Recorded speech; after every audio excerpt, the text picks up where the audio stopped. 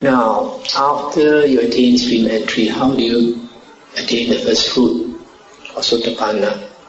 In the original discourses of the Buddha said that after you attain stream entry or the first path, you have not eliminated the three factors yet.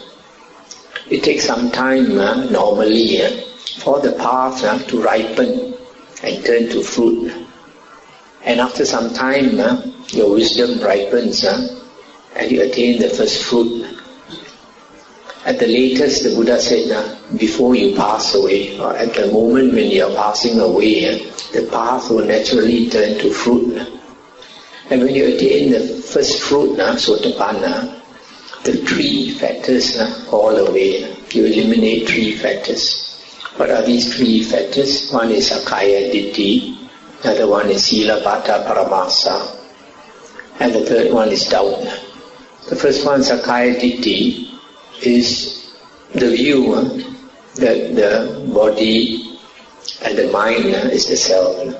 So when you eliminate Sakkaya Ditthi, you can see that the body and the mind is not the self, although you still have a self. But you can see that this body and the mind, because it is changing all the time, it is not the self. Science tells us that this body is made up of cells, billions and billions of cells, even trillions and trillions of cells. And these cells are rising and passing away all the time. Some cells are born, some cells die, some cells born, some cells die. And so we are constantly changing our cells. So much so that it seems that every 7 years, all the cells in our body have changed. Every 7 years, we practically get a new body. So when we think of these cells in our body arising and passing away, the simile the Buddha gave is like foam. You know, when you wash your clothes, you use fat and you stir the water. What happens? A lot of bubbles form, right? This is the foam. Now, if you look into the foam, you find that bubbles, new bubbles are formed, old bubbles burst, new bubbles form, old bubbles burst. But there is nothing solid inside that foam, nothing that you can identify as I, nothing that is unchanging, right? In the same way, in our body, there is nothing that you can say, this is me. Because it's changing all the time. The moment you say one particular cell is you, it passes away, it dies, and new cell forms. Right? So the body is changing all the time. The mind, the Buddha says, is changing even faster than the body.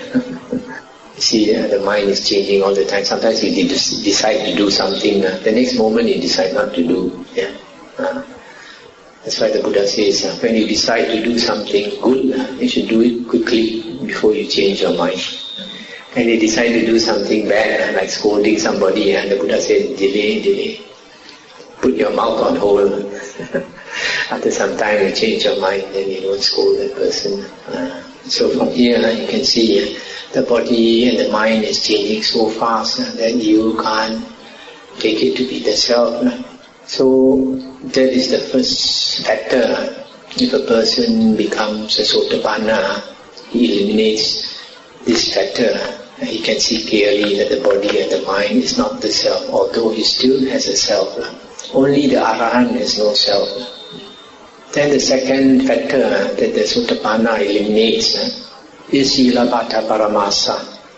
Silabhata Paramasa is clinging to sila and rituals, rules and rituals. So if we cling to rules and rituals, we don't understand that rules and rituals have a purpose. We just keep following it. So we should not follow blindly. We should use our wisdom. So whatever we do, we see clearly what is the purpose of doing it. We just don't follow because somebody else says that is the standard, it's always done, you should do it. That's the second factor. The third one is doubt. Doubt about the teachings of the Buddha, doubt of the Buddha, Dhamma, Sangha. So Sotapanna eliminates these three factors. Now, the second path, how do we attain the second path? The Buddha says, what is the difference between a Sotapanna, the first fruit, and a Sakadagamin, the second fruit? Sakadagamin means once returnal. When he comes back to the human birth only one more time, and then he has to enter Nibbana. Now the difference, the Buddha says, is that the Sakadagamin, the second fruit person, has reduced greed, hatred and delusion. Now greed, hatred and delusion is connected with the hindrances. The greater the degree of hindrances we have, the higher the hindrances. And our greed, hatred and delusion is more. So to reduce the greed, hatred and delusion, or to reduce the hindrances, you got to have a bit of samadhi. Not necessarily jhana, but threshold concentration or access concentration, upachara samadhi. So if you are able to understand the Dhamma, to have right view, and then you need to meditate. You need to meditate and have some concentration. So when you have that access concentration which is near to jhana, near to one-pointedness of mind, then you can reduce your greed, hatred and delusion. So from here onwards, you see some samatha is needed. So when you attain the second path, I believe in the same way, it takes some time to ripen into fruit and turn into the second fruition. But also before he passes away, he will turn to fruit. So to attain the first path, sweet entry, is not that difficult. And to attain the second path, also not that difficult. But to attain the third path and the third fruit is very difficult. Why? Because the Buddha says the difference between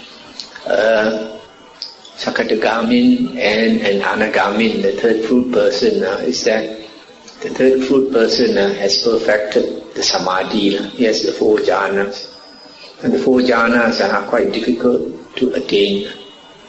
Nowadays, sometimes you hear people go for retreat, 10 days, and they say they have jhanas. It's a bit difficult to believe because we find from the Theragatha, the Therigatha, sometimes the Buddha's disciples, they practice for many years before they attain the jhanas. So, the Anagamin, the third fruit person, has perfected samadhi, which is very difficult to attain. That's why it's very, very difficult to find people who are Anagamins and Arahants. So, to attain the third path, I believe you need to have these 4 jhanas.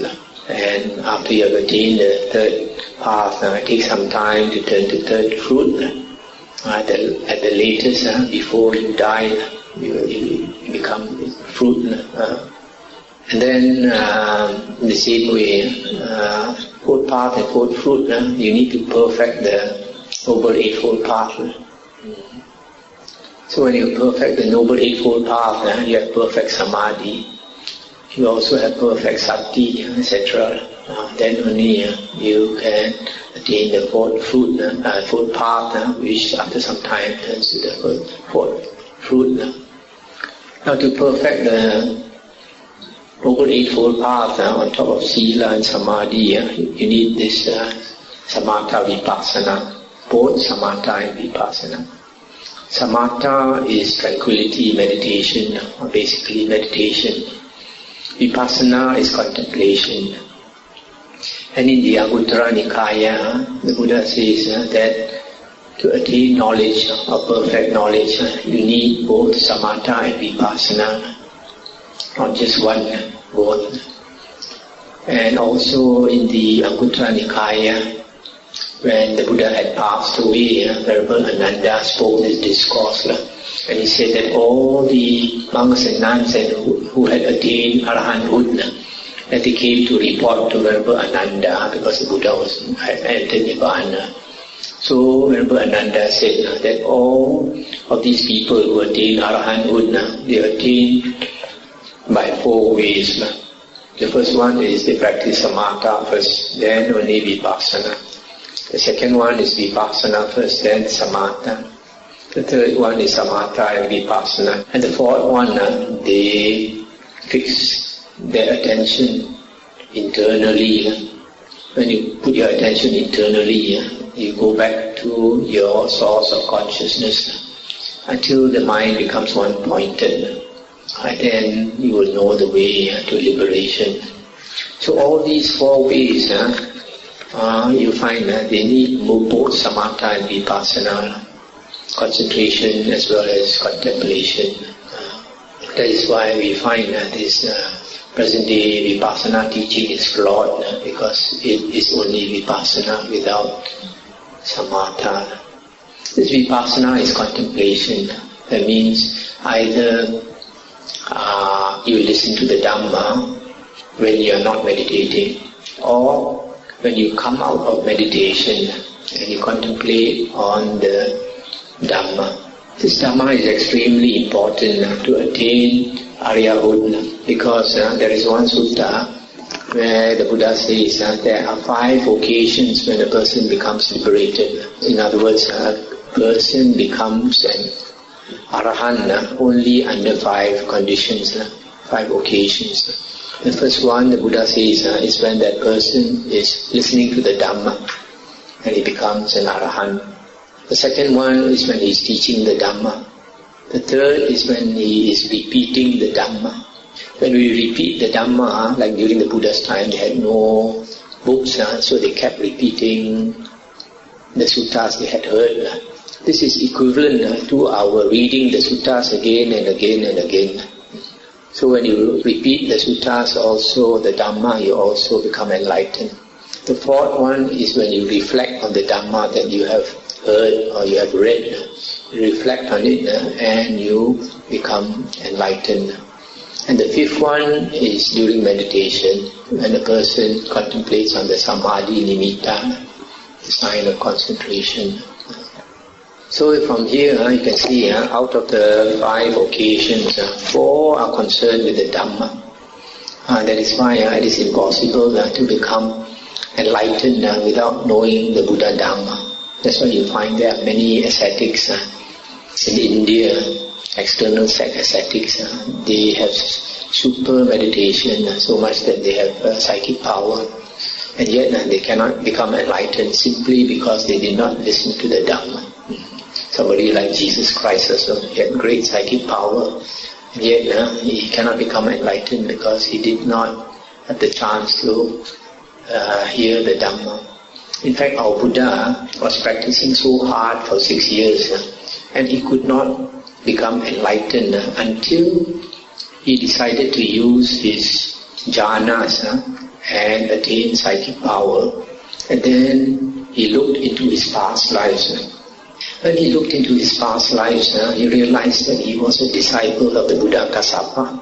So when he remembered that life, all the Dhamma that he had heard from Buddha Kassapa came back to him. He remembered the 4 Noble Truths, etc.